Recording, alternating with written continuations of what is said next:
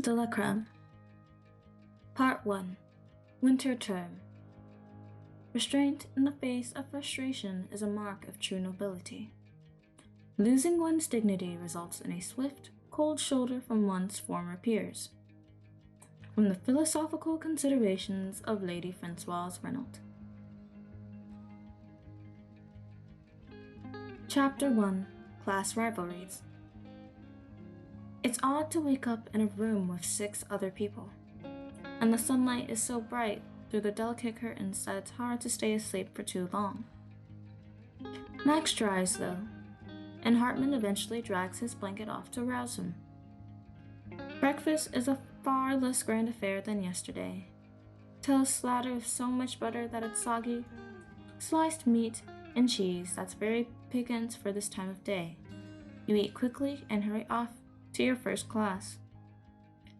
Everyone, even Max, arrives promptly to arts in a large, airy room with wide, leaded windows overlooking the lake.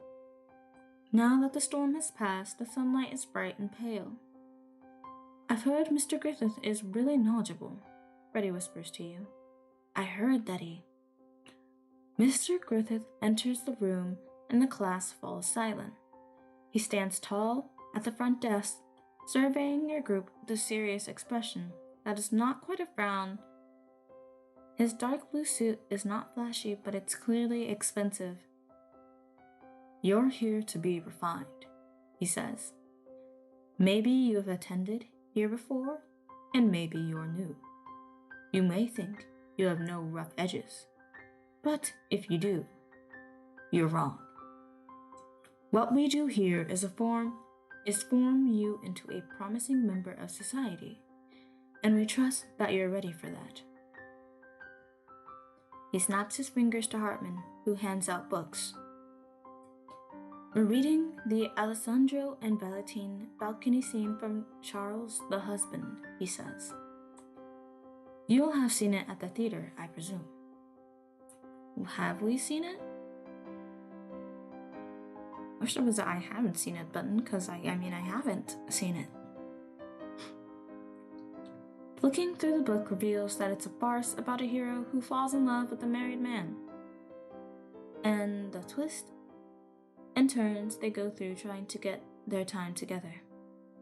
Into Paris, please, Mr. Griffith says. You'll read it together.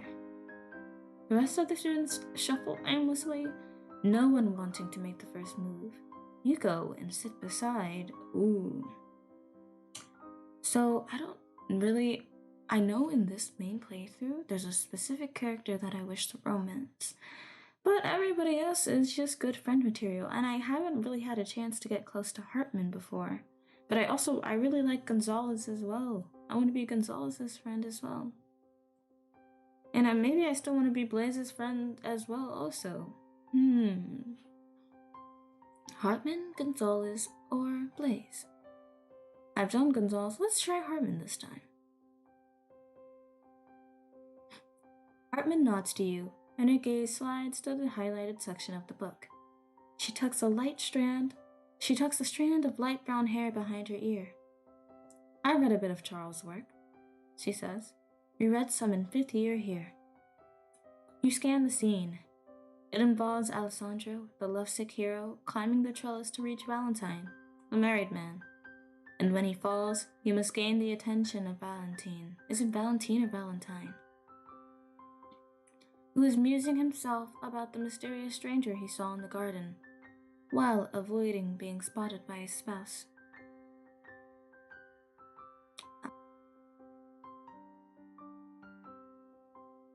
I do kind of want to say as little as possible, but I'll say Valentine is more psychologically interesting, so I'll play him. Man, I don't hate Hartman, but I did kind of want to do Blaze just to mess with him again, bruh. I love Blaze. Alright. Hartman reads the part of Alessandro carefully to you, her cheeks flushing at the racier parts. Oh. When the murmur of conversation dips, Mr. Griffith beckons you, Miss Cress, Hartman, You will perform the scene for the rest of the group. Everyone stares as you walk to the front. I concentrate on pronunciation. I focus on putting on a dramatic show. I'm just trying to not embarrass myself. I use the scene to flirt with Hartman. No, I'm not trying to flirt with anybody. I concentrate on pronunciation, even if it makes it less dramatic. Charles' cadence and spelling is 5 centuries older than in modern writing, so take some concentration. Still, you make it through the scene with reasonable grace. You progress through the scene, and Hartman stands with her head held high, delivering her lines with a care. A scattering of applause rings around the room. After you return to your seats, Mr. Griffith says, the arts are of prime importance in your social circles. Not only will you be required to make erudite conversation, you will also have the responsibility of providing patronage to artists. Freddie raises a hand. Excuse me, sir, isn't it also important to be theoretically knowledgeable? To develop critical thought? Mr. Griffith's eyes narrow. Indeed, he says, but not everyone wishes to hear about their spouse's academic theories over breakfast. Freddie looks crushed. She puts her hand down and tucks a strand of auburn hair behind her ear. In the gap of discussion, it's your turn to have your say. I want to say it's not fair for Mr. Griffith to discourage Freddie in that way. Learning should be its own reward, not just used for social climbing. I hope this doesn't offend. I feel like the tone of this would offend Freddie, but I'm just gonna say it anyway. It's not my intention to make enemies, but I mean, Mr. Griffith does have a point, but he really didn't need to do that. So I'll just go with this option. Don't you think, you say, that it's limiting to only read for the sake of impressing your dinner guest? Freddie shoots a graceful glance. Gallatin is not about limitations, Miss Cress, says Mr. Griffith, but about the proper application of learning for the greatest advantage. You'll understand that once you've been here a while. The bell rings, marking the end of the lesson. All right. Philosophy with Miss Dalka is a very different affair. It takes place in her study, a snug room with a gentle crackling fire burning, and 8 armchairs sitting in a circle. She hands out smoky-smelling cups of tea before you begin. Miss Dalka herself is dressed in an emerald-colored dress just on the edge of too daring. Her lipstick is dark and immaculate. Her voice is low. Philosophy is about building skills for facing the world, she says. Life is hard, but it's also delicious. If you cope with the difficulties, the delights will be that much better. But you need the tools to do so. Your cup of tea is scalding hot, and the taste as smoky as it smells. Miss Dalka tells you to imagine the scene. A close friend is unhappy in their marriage, and by accident, you discover that their spouse is sleeping with someone else. It's an age-old question, she says. Do you reach out to tell your friend the truth about their spouse's infidelity? Yes. If they find out themselves, they'll feel like I made a fool out of them. Absolutely. Their cheating partner does not deserve my friend. No, it's not my place to poke my nose into the situation. Not directly, but I'd state a situation where my friend found out. This probably has something to do with wit, I believe. Probably this one. I mean, if I see it, I will tell them. I won't, interfere because it's not my place to interfere with the relationship, but I'll personally be thinking that that partner does not deserve my friend. But I'll leave it up to my friend to decide. They ask me for advice, I'll probably tell them that you probably shouldn't stay with a cheater. But, it's up for them to decide at the end of the day. Yes, if they find out themselves, they'll feel like I've made a fool out of them. You a withering look. So you butt into a situation that was none of your business? Your friend didn't ask you to interfere with their marriage. Well, my friend didn't ask to be cheated on as well. I'm just letting them know. It's up to them to decide what they'll do with that information. I think it would be kind, Gonzalez says.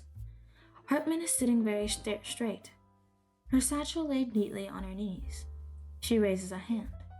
Excuse me, Miss Dalka. I thought we were due to do Weber's charitable endeavors this half-term. Lady Reynolds didn't mention a syllabus change. Miss Dalka lays down her cup with a gentle clink. Her nails, you notice, are lacquered deep plum. I'm not fond of Weber, she says. He pretties up a deeply patronizing attitude towards the working classes with a pretense of philanthropy. His book is only useful as a doorstop. Max looks delighted, while Hartman's eyes widen. But, Hartman says, what about the exam requirements? There's more to life than exams, Miss Dalka says. Hartman and Freddie both look as though she has cursed in the middle of a church service. Oh my goodness, what have I chosen in the past? I don't agree with any of you. Well, not that I don't agree with any of these, but I don't completely agree with any of these.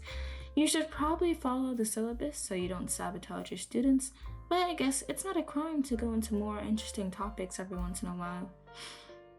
And you probably should have brought that up with the headmaster, although, I don't know. Let's see. We need to focus on the college syllabus regardless of personal opinions. I feel like that's probably the closest to my answer. I'm making an enemy of the teachers today, but I don't want to make an enemy of my friends. It's useful to keep up with the college curriculum, you say. The exams are important, whatever other opinions people have. Hartman gives you a grateful smile. The discussion continues with Hartman shifting the focus. Oh, my goodness, that's boring. With Hartman shifting the focus to Weber's arguments about the duties of the upper class. After 10 minutes of this, Freddie looks a little uncomfortable, but does not object. In the end, no one is entirely happy with the outcome, but everyone has had their final say. I feel like that would be pretty accurate. I wasn't entirely happy with the outcome. I don't think I'd imagine I'd like this book. Can't you choose a more appealing book? Alright, the final class. During late afternoon, it's time for athletics with Mr. Blanchard. Blanchard? You change into your gym clothes and walk out to the field. Gonzalez, who barely spoke during philosophy, is bouncing up and down on his heels with excitement. Good afternoon, Mr. Blanchard says. Like the rest of you, he wears a polo shirt and sweater with shorts. Unlike you, he wears a shiny whistle around his neck. Cross-country running today. It's important to stretch your muscles as well as your minds. One blast from the whistle and you're off.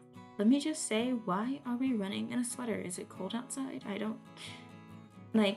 Okay. This is dire. I don't even bother pretending otherwise. I've been cooped up all day and now I feel alive. Sure, why not? Your breath feels lighter as you race ahead of the pack, and joy soars in your chest. You hadn't realized how much you missed this. Alongside you, Max and Gonzalez keep pace easily. Around the sports field you go, and then through a gate to a copse. The path is knotted with tree roots, and mud splatters up your leg as you run. Gonzalez whoops as a thin tree branch whips him across the arm. The run continues, circling around the woods, and after you've completed 2 circuits, you spot Delacroix, sitting and smoking, leaning against a tall tree.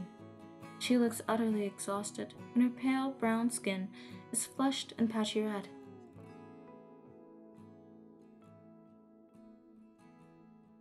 I pause and encourage Delacroix to carry on running.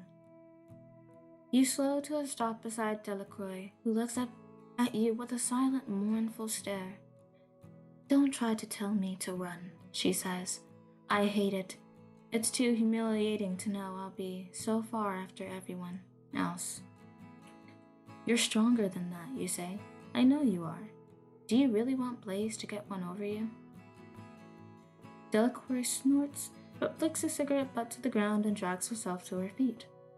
"All right," she says, wearily, "but you have to stay next to me, or it'll be even more embarrassing coming last." Running aside Delacroix, you quickly get into rhythm, and together you finish at the field where everyone else is standing around and stretching. Mr. Blankard looks impressed that Delacroix has even finished.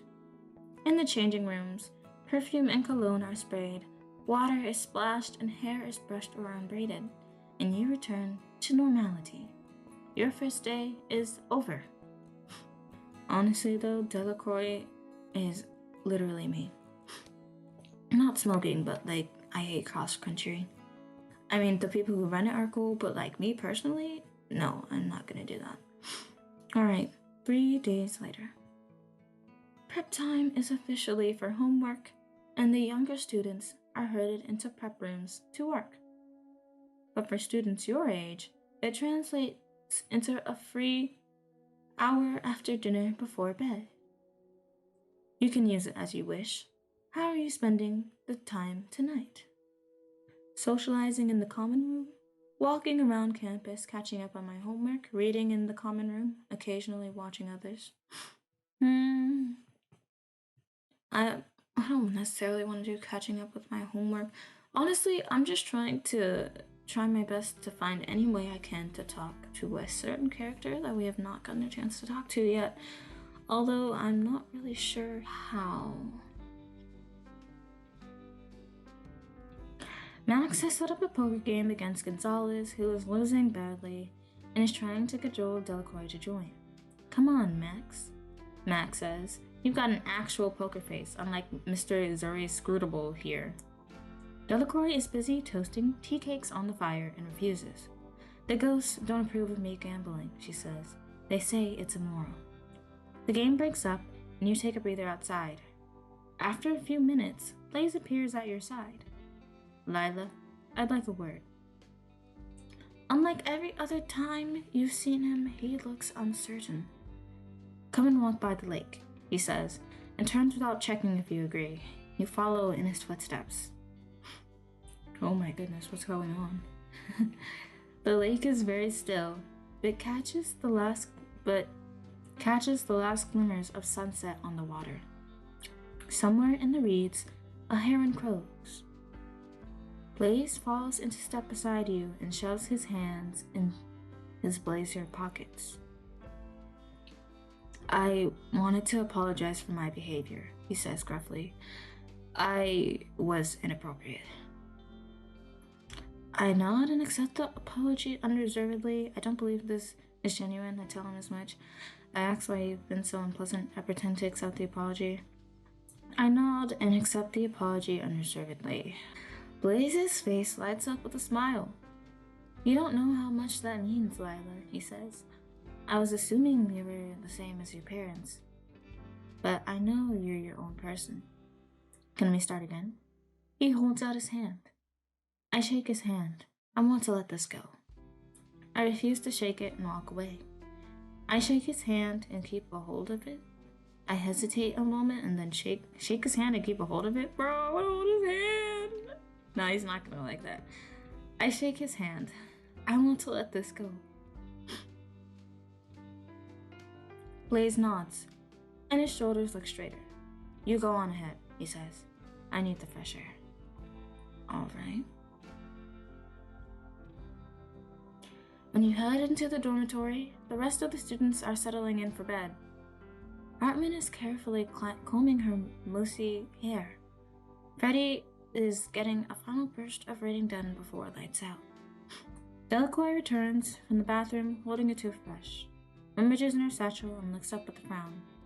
"Max, have you seen my garnet necklace?" Max gives a loud yawn. Only the last 1,000 times you've mentioned it. But if you're asking about just now, no. Delacroix's movements become more urgent as she turns out her bag, revealing a little bronze figurine of a bull, a bundle of dried flowers, and a paper bag whose acrid smell makes your nose wrinkle. I'll help her look. I want to organize the others to help as well, but whatever. I'll help her look. You shake out Delacroix's bedclothes in case the necklace slipped off from there, but you find nothing. Max rouses himself and starts rummaging under the beds, giving a loud commentary about the dust as he goes. Hartman does the same, more quietly, and tells Delacroix that there's nothing to worry about. It belonged to my grandmother, Delacroix says, her voice rising and trembling. From the doorway, Blaise says, I'll call Mr. Griffith. What if it's been taken? Before Delacroix can answer, Blaise has whisked away. Sis, that's kind of suspicious, Blaise. Why? Why are you leaving already? Well, it doesn't matter. Mr. Griffith is the house tutor for Clemency Building, which means that he is on duty each night before lights out for emergencies or pastoral concerns. Despite it not being a lesson, he is still dressed in the formal suit he wears in the daytime.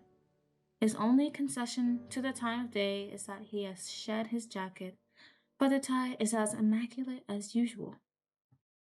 Delacroix is worried that her necklace has been stolen, Blaise says. Delacroix raises her head. That's not what I wonder if I should ask Carson if he'd seen an intruder on the grounds. Blaise carries on smoothly. But then I thought, you can never be too careful, can you? Mr. Griffith's expression is grave. Indeed, you can't, he says. All right, students, bring your bags here. Max puts an arm around Delacroix's shoulder and whispers something in her ear before picking up his satchel. Slowly, you file along with Mr. Griffith while Mr. Griffith checks everyone's belongings. Cigarettes? Really? He says to Max, and Hartman tucks between her teeth as he confiscates them. The next bag is yours. As Mr. Griffith opens it, he frowns and pulls out a fine golden necklace, whose chain is studded with garnets of deepest red. A cameo hangs from the chain bearing the image of a pale horse. Miss Cress, he says, how did this get in your possession? Oh no, wait, no, I didn't do it. Your palms prickle. I have no idea how that got there, you say. I was talking with Blaise. Blaise gives a performance of wide-eyed confusion. I'm sorry, Mr. Griffith. I have no idea what Lila's talking about. I was in the library until just now. He hefts his own satchel, stuffed with books for effects. The lake, the walk, the apology. You should have known it was too good to be true. It was all fake. A way of getting you away from the other students, so you had no proof of where you were. Blaise must have planted the necklace beforehand, and now you're in serious trouble. Alright, let's see. I'm gonna say I'll never go against my dorm mates. Hopefully, my relationship is good enough with people. I got Freddie, Gonzalez, and Hartman on my side. Maybe Max, maybe Delacroix. I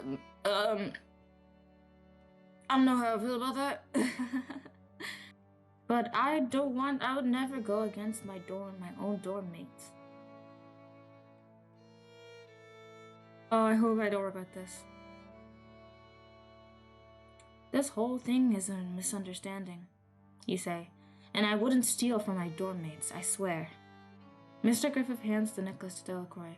You will have a meeting with Lady Reynolds in the morning, he says to you with a disapproving frown.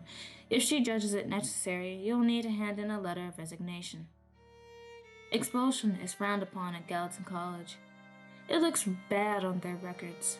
Far better if a student crafts a letter saying that they don't feel they fit in. Lights out in 2 minutes, Mr. Griffith says. You'll treat this situation with the gravity it deserves.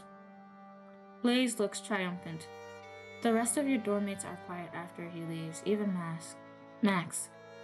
Delacroix glances at you nervously, winding the necklace around and around in her fingers, and you get ready for bed. I can't do this. You wake straight away. You remember what happened yesterday. It's before dawn. I'm too anxious to sleep much. I'm on time, but going through the motions of morning mechanically. The dormitory is subdued, and Hartman snaps at anyone who makes too much noise. Blaze, in contrast, looks fresh and energetic. You know you're innocent, and you're certain that Blaze was behind the theft. But to avoid expulsion, you need proof that you can present to Lady Reynolds. Well, let's see. I'd say I have a pretty good with Freddy, Gonzalez, or Hartman. I'm gonna take Hartman this time. Before arts, I follow Blaze to eavesdrop on him. I'll talk to one of my dormmates and ask them to support my case. The rest of your dormmates are dawdling quietly in the corridor outside of the arts classroom. You draw one of them aside. Maybe I'll take Hartman? I don't know. I wasn't really prepared to get close to Hartman in this playthrough, but I mean, why not?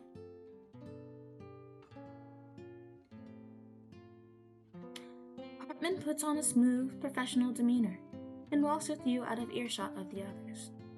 You have to understand that I'll need to report anything you say if requested, she says before you can open your mouth. Thanks, Hartman. Really encouraging, but I do understand. That's the idea, you say. Blaze lied about where I was last night. It's a setup. Hartman takes a long, deep breath. It wouldn't be the first time Blaze has had a problem like this, she says. Not that there's bullying at Gallatin, but, you know, little hiccups. I'll come with you for the meeting and talk on your behalf.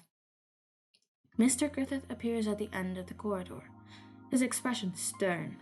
Miss Cress, he says, Lady Reynolds wishes to see you. With Hartman walking alongside, you make your way to the head teacher's office. Blaze is there when you arrive, sitting on a couch in the corridor outside. He scowls at Hartman but says nothing. The wide bay window overlooks a sumptuous garden whose summer flowers are still blooming.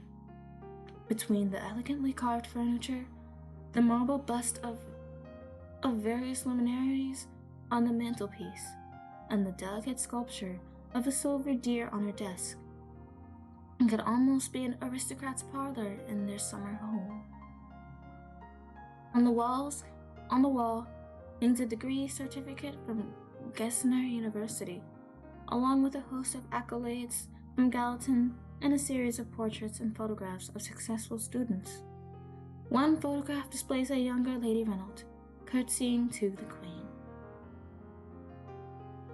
At the desk sits Lady Reynolds herself, wearing a coral-colored dress and pearl earrings. Though she looks less glamorous than she did at the opening address, her gray hair is still meticulously shaped into a neat puff, and her makeup is subtly immaculate. Lady Reynolds, I don't think Lila did any, Hartman starts to say. Lady Reynolds waves a hand for silence. She leans forward on stapled fingers and fixes you with a dark, steely stare. I want to hear Miss Cress. I want to hear from Miss Cress. Miss Cress, you must understand that we operate on a system of trust and honor at Gallatin. If you don't adhere to it, you're not the right fit for this college. What do you have to say for yourself? I call upon Hartman for support. Please, Hartman, I'm scared right now. Hartman can vouch for how Blaze has been treating me. You say, even before we arrived at Gallatin, Blaze was trying to push me out. Hartman sighs. I've noticed that Blaze hasn't treated Lila with the civility that Gallatin strives for. she says. Blaze sputters in protest. Don't be ridiculous, Hartman, he says. All I'm doing is trying to help the investigation, and you should think about who you're associating with. Lady Reynolds turns her attention to Blaze. Very quietly, she says, You appear to be very invested in Miss Cress's case and Miss Cress's situation. Of course I am, Blaze says. I want the college to be the best it can be, Lady Reynolds, as much as you do. Lady Reynolds does not rise to the bait. That's the teacher's concern, Mr. Marchal, not yours. How do you say that last name? Marchal? Beneath her implacable stare, Blaze loses any appearance of strength he might have had. He just looks like the petulant adolescent that he is. Furious tears standing in his eyes, Blaze leaps to his feet. Lila needs to be gone. I was just showing everyone what would happen if she stayed. Oh, I'm sorry. Look, I feel so bad for Blaze. Honestly, my parents, they're terrible, bro. If you look at Blaze's black story, bro, my goodness. So, like, obviously this is not okay. Like, I don't condone any of these actions, but yeah, you know. Silence. Lady Reynolds' dark gaze drops to Blaze's chair, and trembling, Blaze sits back down. What exactly did you mean by that, Mr. Marchal? Lady Reynolds says in a quiet, dangerous tone. The silence stretches out unbearably. Blaze shifts in his seat. I don't know why I'm still trying to be his friend in this playthrough. When I know fully well what he's just done, I'll say, please don't punish me. But I don't particularly like Lady Reynolds, so I will defend Blaze. In this case, it's painful, but it's whatever. It's whatever. We all, Lady Reynolds says in freezing tones. Thank you, Miss Cress. You are no longer under investigation. You may return to your class. While Blaze remains seated, you and Hartman troop over to Arts. Hartman pinches the bridge of her nose. I hope this hasn't soured you towards Gallatin, she says. It's a hard way to start, but I'm sure things will settle down. Thank you for the concern, Hartman. I really appreciate it. Whispers and gossip follow you around all day, but you see no sign of Blaze. You return to the dormitory that evening. Blaze's belongings are gone and his bed has been neatly made. This isn't exactly what I wanted, but I do thank Hartman for her commendability, you know? But my heart thumps. I wonder where he is. There's no need to wonder where he is. Wherever he is, he's not here. He's been expelled, Max says wonderingly. We haven't had an expulsion since second year, when we were 12. Do you remember, Hartman? When that girl broke her locker with the cricket bat? Hartman is very busy adjusting her bedsheets. It's not being expelled, she snaps. I wish you wouldn't make light of it that way. If Blaze has resigned, it's for his own good, and for the good of the college. Max Mouse, expelled at you, and whirls away to wash. It all feels like it happened so fast, and now Blaze is out of your hair. Maybe he deserved it, maybe he didn't. I do think that for his actions, he should have been punished. I wish that he had meant his apology. I hope that we could be friends. Your thoughts race around your head, only to be interrupted when Freddy trips over Gonzalez's lacrosse stick and starts telling him off for leaving his things around the dormitory. Whatever comes next, it's unlikely to be peaceful. Next chapter, but that will be the end of this episode. We will be getting into chapter 2 of Crème de la Crème. In the next episode, we once again end with the lovely scene of Freddy and Gonzalez. Good friends, good friends. I hope that you have enjoyed this playthrough of Crème de la Crème. I'm so excited to continue. It's very unfortunate that we have lost Blaze. Well, unfortunate in certain aspects, not so unfortunate in others. But we'll see what happens next in the next episode of Crème de la Crème. Thank you so much for watching. Goodbye.